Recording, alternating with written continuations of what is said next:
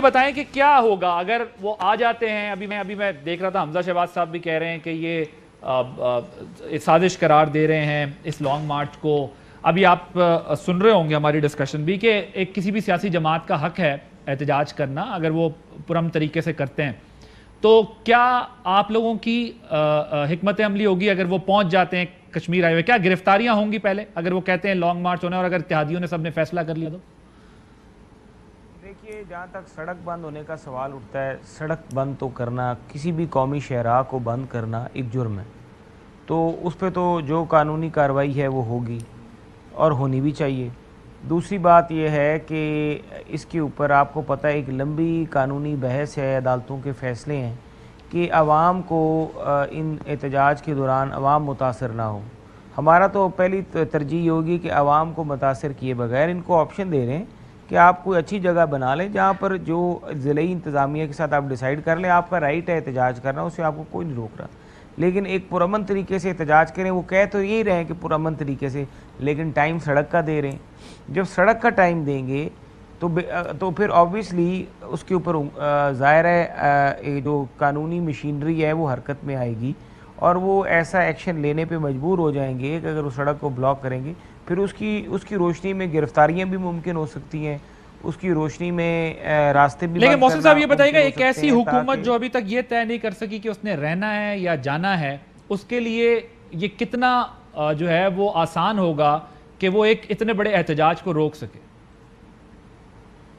دیکھیے، پہلی بات تو یہ ہے کہ اب اگر یہاں پر ایک ایسی حکومت جس کے بارے میں آپ یہ بات کر رہے ہیں، ہمارے جتنا بھی پیچھے درپیش مسائل، معاشی مسائل، جو معیشت کا تباہی بربادی ہوئی، وہ سارا کچھ ہمیں ان سے ورثے میں ملا ہے.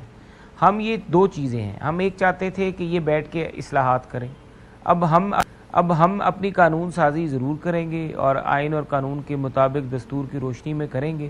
قانون سازی کرنے کے بعد ہم ظاہر ہے بجٹ کی طرف جانا ہے، IMF کے ساتھ جو معاملات ہیں ان کی طرف جانا ہے.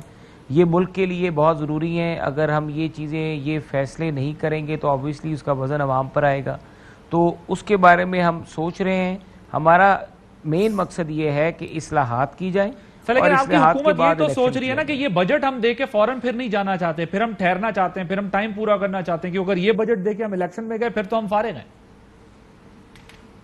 دیکھیے، میں ابھی اس پہ ہماری جو رائے اور مشاورت ہے وہ جاری ہے، لیکن میں تو خود آپ کی جو جہاں تک آپ بات کر رہے ہیں میری بھی یہی رائے ہے اور ہماری پارٹی کی جو اکثریت لوگ ہیں وہ بھی یہی رائے رکھتے ہیں کہ اگر تو ہم نے اس کو پورا کرنا ہے، بجٹ پاس کرنا ہے، تو پھر اگر نہیں تو پھر بجٹ سے پہلے آپ اس چیز کو ہم ختم کریں اور بالکل ٹھیک ہے. جی بلامی صاحب. اور دیکھیے، ہمیں الیکشنز میں آپ کو ایک بات کلیئر کر لوں، نون لیگ کو جو ہمارے حلقے ہیں وہاں پہ ہمیں الیکشنز میں کوئی مسائل کا سامنا نہیں ہے. ہم اپنی سیٹیں بڑے آرام سے آج بھی نکال سکتے ہیں، کیونکہ وہاں پہ جو لوگ ہیں سوشل میڈیا کے اوپر امریکہ چل رہا ہے اور غدار چل رہا ہے، لیکن جو عوام ہیں، جو متاثرین ہیں پچھلی حکومت کے، وہ آج بھی نون لیگ کے ساتھ کھڑے اور انہوں نے ذہن بنایا ہوا ہے کہ وہ تحریک انصاف کو ووٹ نہیں دیں گے. ٹھیک ہے جی. بلامی صاحب، نون لیگ ظاہر ہے ایک طرف وہ ریفارمز کی بات ساری ہو رہی ہے، آج خان صاحب نے بھی بات کی، لیکن کچھ چیزیں ایسی ہوئی ہیں ابھی جیسے کورٹ کے کچھ فیصلے آئے ہیں 63A کے بعد، پھر اس کے بعد ایگزیکٹو کی جو پاورز تھیں اس میں پوسٹنگ ٹرانسفرز، ان چیزوں کو روکا گیا. ان تمام باتوں کو تو حکومت محسوس کر رہی ہے، یہ بات تو ہو رہی ہے. ان تمام حالات کے اندر پھر PMLN میاں صاحب کہتے ہیں کہ ہم الیکشن کے لیے تیار ہیں، مریم صاحبہ کہتی ہیں ہم تیار ہیں، شہباز شریف صاحب جو ہے وہ کہتے ہیں ہم لوگوں نے ٹائم پورا کرنا ہے. ان تمام حالات کے ہوتے ہیں، محسن صاحب تو کہہ رہے ہیں بھی بات چیت چل رہی ہے، ہم نے فیصلہ کرنا ہے. ان تمام حالات کے ہوتے ہوئے کتنا آسان ہوگا اس ایشو سے نمٹنا؟ کیونکہ ہم نے گزشتہ روز بھی دیکھا گرفتاری ہوئی، پھر اس کو ڈسون کیا گیا، پھر اس کے بعد جو ہے وہ مختلف بیانات آئے. کتنا آسان ہوگا اس ایشو کو ٹیکل کرنا؟ دیکھیے، ایک تو یہ کہ جو مخمصہ ہے جس میں اتنے دن نکال دیے ہیں، یہ خود ہی مسلم لیگ نون کے لیے اور ملک کی معیشت کے لیے بہت ہی تباہ کن ثابت ہوا ہے. معیشت کے لیے اس لیے کہ اگر یعنی مثال کے طور پر اگر آتے ہی پہلے ہفتے طے کر لیا ہوتا ہے کہ IMF کے پاس جانا ہے، تو پھر ڈالر جس کو آپ 200 کے آس پاس اب آپ دیکھ رہے ہیں، اس کو اس سے کم پہ دیکھتے اور بات وہاں سے آگے بڑھتی ہے. عمران خان صاحب کا ہمیں یاد ہے کہ جب تجزیہ ہوتا تو یہی کہا جاتا تھا, بہت سارے معاشی ماہرین کہتے تھے کہ شروع کے کچھ مہینے جو گو کی کیفیت میں گزار دی کہ IMF جائے یا نہ جائے, اس سے جتنا نقصان ہوا, کبھی کبھی ایک غلط فیصلہ کم نقصان دہ ہوتا ہے, لیکن جو مخمسہ ہوتا ہے کوئی فیصلہ نہ کرنا وہ زیادہ نقصان دہ ہوتا ہے. خان صاحب کو تو پھر بھی آپ کہہ سکتے تھے جناب 22 سال اپوزیشن کی, پہلی بار وفاق میں ہے اور یہ ہو گیا وہ ہو گیا. تو نون لیگ پر تو پھر یہ تنقید تو درست ہے نا کہ بھائی آپ آ کے کوئی بھی فیصلہ کرتے, فیصلہ تو کریں. بالکل ٹھیک بات. مفتاح اسماعیل صاحب پیٹتے رہے کہ ہمیں یہ فیصلے کر لینے چاہیے جو مشکل ہیں, اور ان کی نہیں سنی گئی. ڈار صاحب کی آپ کو پتا ہے انٹروینشن کس حد تک تھی, کہاں تک ابھی بھی ہے سارے معاملات, اور وہ مشکل فیصلے اس وقت کر لیتے تو شاید آج 1-1.5 مہینے بعد اس پوزیشن میں ہوتے کہ یہ مشکلات نہ ہوتی جو آج فیس کرنی پڑ رہی ہیں. لیکن وہ فیصلے نہیں کیے گئے. اس کا مطلب یہی تھا کہ ایک طرف سیاست بچائیں یا معیشت بچائیں. اب پھر دوبارہ اسی دو راہے پہ کھڑے ہوئے کہ سیاست بچائیں یا معیشت بچائیں. بیک ٹو اسکوائر ون پہ معاملہ تو, اور بظاہر لگ ایسا رہا ہے کہ سیاست بھی متاثر ہو رہی ہے, معیشت بھی متاثر ہو رہی ہے. 100 جوتے کھائیں یا 100 پیاز کھائیں, محاورے کی اس زبان میں کہہ رہا ہوں, اس کے نتیجے میں کوئی فیصلہ نہ کر پانے کی وجہ سے ہوا ہے کہ 100 جوتے بھی پڑ گئے اور اب پیاز کی بھی تیاری ہے, یا پیاز بھی پڑ گئے اور جوتوں کی بھی تیاری ہے. تو یہ تو بہت ہی 30-35 اتنے دن گزرے ہیں, یہ بڑے تباہ کن گزرے ہیں. اس سے اور سب سے بڑا فائدہ عمران خان صاحب کو کیا دیا ہے؟ عمران خان صاحب ایک تو ویسی نیریٹو بلڈ کرنے میں بڑا ملکہ اور عبور رکھتے ہیں, اور پھر انہوں نے ایک نیریٹو عمران خان صاحب کو پلیٹ میں رکھ کے پیش کیا ہے. اور وہ کیا ہے؟ وہ یہی ہے کہ بھائی ہمیں کہتے تھے نا کہ ہم تو نااہل ہیں, تجربہ کار ہیں, آپ تو بہت چیتے تھے نا, آپ تو بڑے تجربہ کار تھے نا, بھائی آپ سنبھال لیتے نا, آپ کر لیتے. اب یہ بات ٹھیک ہے, یعنی مسلم لیگ نون کے ساتھ تو یہ ہوا کہ انہوں نے 40 دنوں میں 4 سالوں والی جو ہے نا وہ کما لی ہے کہ اب عمران خان صاحب کم از کم اپنے ووٹ بینک میں یا جو بھی شخص ان کی طرف رجحان رکھتا ہے اس کو یہ آرام سے سیل کریں گے کہ اگر ان کے خیال میں کچھ نہیں کر پایا 3.5-4 سال تو انہوں نے کیا کر لیا, یہ سنبھال لیتے نا. ان کے 35 دنوں میں اتنا اسٹاک گر گیا, اتنے ڈالر نکل گئے, اتنا یہ ہو گیا, اتنا وہ ہو گیا. تو ایک تو یہ بات, اب اس نیریٹو کے ساتھ جب خان صاحب جا رہے تو وہ زیادہ مضبوط ہے, وہ ان کو ریلیٹیولی زیادہ تگڑی پوزیشن ملی ہے. اور اسی وجہ سے اب مسلم لیگ نون کو ایک نیا مسئلہ درپیش ہو گیا ہے, وہ یہ کہ چونکہ اب خان صاحب نے ایک نیریٹو اچھا بنا لیا ہے, نیریٹو تو ڈے 1 سے ہی بنا رہے تھے, لوگ ان کے ساتھ نکلیں, لیکن اس نیریٹو نے مزید جان دے دی ہے لوگوں کو نکالنے میں. تو اس کی وجہ سے اب نون لیگ کو یہ بھی ڈر ہے کہ کہیں ایسا نہ ہو کہ اب اگر ہم مشکل فیصلے لے کے ایک راہ پہ چل پڑیں تو ہمیں پھر بیچ راہ سے جو ہے وہ کوئی اور راستہ کوئی دکھا دیا, ہمیں گھر بھیج دیا جائے. کیونکہ اب اس حکومت کو گھر بھیجنا تو بہت ہی آسان ہے نا, منیر فراقین کا راستہ ویسے ہی بند ہو گیا. تو یہ جو مخمسہ ہے یہ مسلم لیگ نون کے لیے بہت تباہ کن ثابت ہوا ہے, اور اب جتنا جلدی فیصلہ کر لیں اتنا اچھا ہے, ورنہ ایک دن لٹرلی ایک دن سیاست کے لیے بھی اور نون لیگ کی سیاست کے لیے, پاکستان کی معیشت کے لیے, دونوں کے لیے بہت برا ثابت ہو رہا ہے.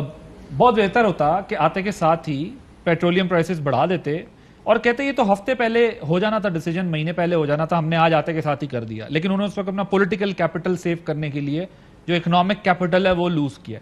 لیکن اب جہاں کھڑے ہیں وہاں دونوں ایشوز ہیں, معیشت بھی ہے اور سیاست بھی ہے, دونوں مسائل کھڑے ہوئے ہیں. ان حالات میں کتنا مشکل یا کتنا آسان ہوگا اس تمام معاملے سے نمٹنا جو اس وقت ان کے سامنے آ رہے ہیں؟ ذرا وہ گرفتاریوں کی بات کی تو میں اس سوال پہ آنے سے پہلے 2-4 جملے کہنا چاہتا ہوں کہ شیری مزاری صاحبہ گرفتار ہوئی, ہم ساروں نے مذمت کی. اس میں کوئی شک نہیں ہے کہ یہ کیس جینون ہے.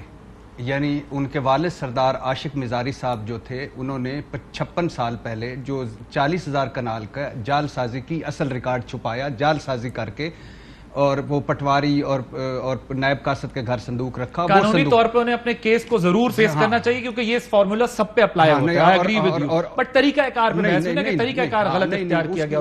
اچھا, اس میں کوئی شک نہیں, وہ کیس جینون ہے, مگر اس میں شیری مزاری صاحب کا کوئی کردار ہے نہیں ہے, یہ ہے. اور پھر جس بھونڈے انداز میں آ کے گرفتار کیا اور پھر لے گئے اور پھر رہائی ہوئی, یہ ایک علیحدہ. اور ہم ساروں نے مذمت کی, ہم ساروں نے مذمت کی جب عمران خان صاحب نے مریم صاحبہ کے حوالے سے فکرے بولے کہ ایسے نہیں بولنا چاہیے. وہ بحیثیت بہن, ماں, بیٹی, خاتون قابل احترام ہے. سارے مذمت کرتے ہیں جب بشرا بی بی کے خلاف کوئی گفتگو ہوتی ہے کیونکہ وہ بحیثیت خاتون قابل احترام ہے. لیکن کل شیری مزاری صاحبہ کی گرفتاری کے بعد حالانکہ انہوں نے کہا کہ مجھے رانا ثناء اور شہباز شریف کے حکم پر گرفتار کیا, لیکن ان کی بیٹی نے فوج کے بارے میں, آرمی چیف کے بارے میں جو ایک ویڈیو کلپ ہے جس میں وہ ایک لفظ بول رہی ہیں اور وہ لفظ میں بولنا نہیں چاہتا, یہ بھی بہت قابل مذمت ہے.